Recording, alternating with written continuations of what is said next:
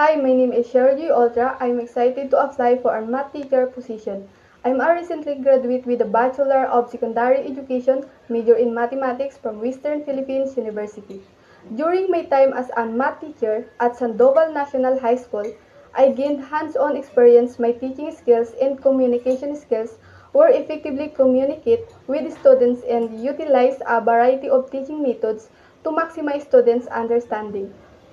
I'm dedicated to continuous professional development and regularly attend workshops and conferences to stay updated on the latest teaching methodologies and curriculum advancement.